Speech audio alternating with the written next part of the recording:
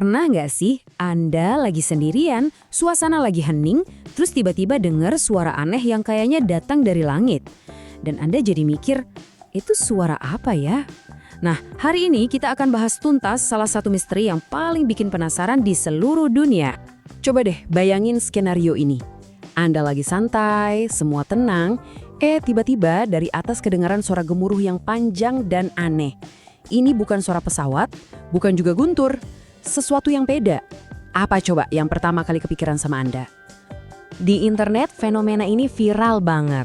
Namanya juga dramatis. Ada yang bilang trompet langit, ada juga yang bilang suara apokaliptik.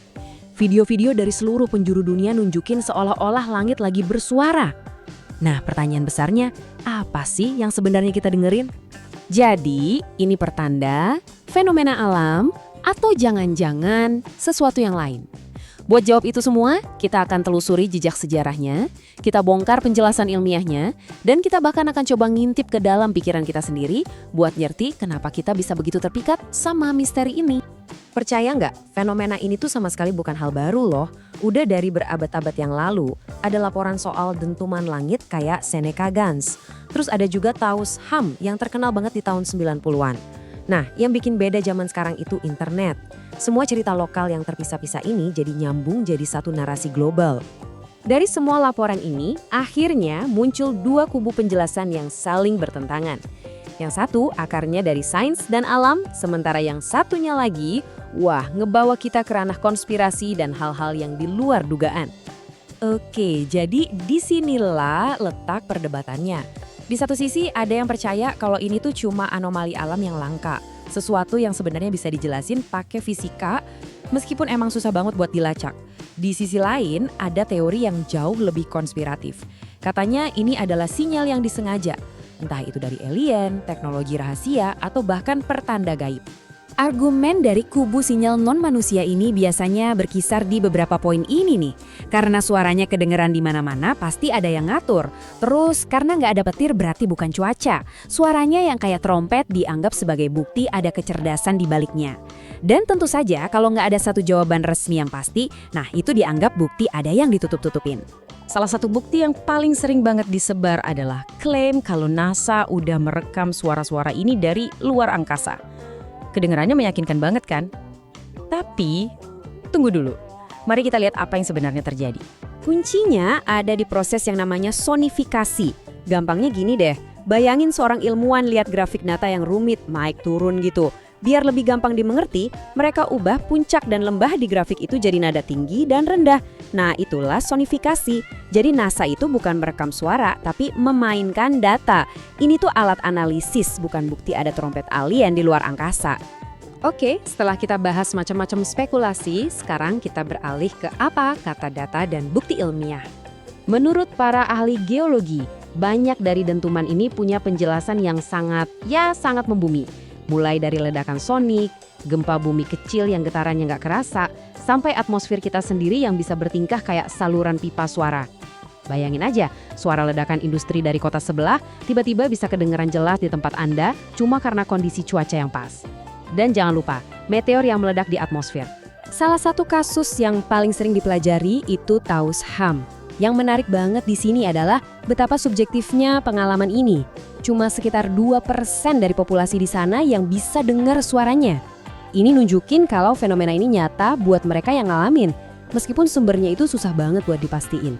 Nah, sekarang kita masuk ke konsep ilmiah kunci yang mungkin jadi jawaban dari banyak misteri ini. Sesuatu yang sebenarnya ada di sekitar kita setiap saat, tapi nggak bisa kita dengar. Jawabannya mungkin ada di sesuatu yang disebut infrasonik.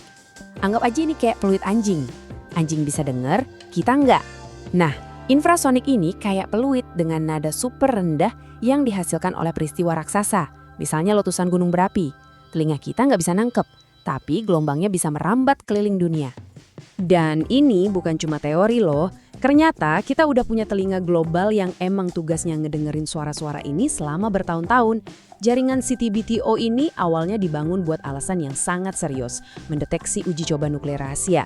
Ironis banget kan, alat yang dibuat untuk menjaga perdamaian dunia, malah bantu kita mecahin misteri langit. Biar bisa nangkap sinyal yang super lemah ini, stasiun pemantaunya harus ditaruh di lokasi yang sepi banget.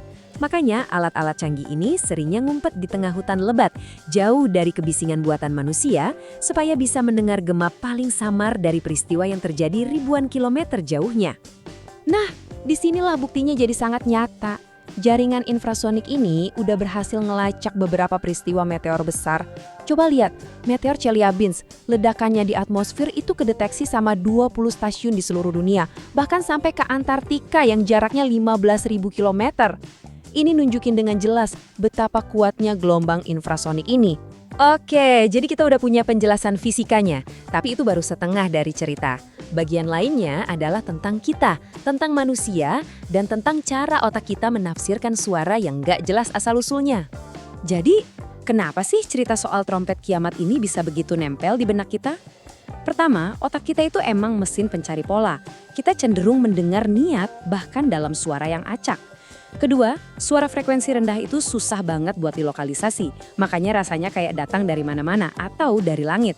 Tambahin lagi konteks kecemasan sosial, suara aneh bisa dengan gampang terasa kayak sebuah pertanda.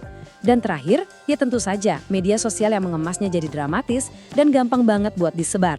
Jadi, poin pentingnya adalah ini, mungkin misteri yang lebih besar bukanlah suara itu sendiri. Tapi kenapa kita sebagai manusia begitu terdorong untuk memberikan makna yang luar biasa pada sesuatu yang nggak kita pahami? Pada akhirnya, langit kita ini memang penuh dengan suara-suara yang tak terdengar. Gema dari meteor yang meledak, badai di seberang lautan, dan bahkan denyut bumi itu sendiri. Pertanyaan yang tersisa buat kita bukan lagi cuma, apa sumber suara itu? Tapi, bagaimana kita akan menafsirkannya? Apakah sebagai misteri yang menakutkan? Atau sebagai pengingat betapa dinamis dan kompleksnya planet tempat kita tinggal? Nah, pilihan ada di tangan kita.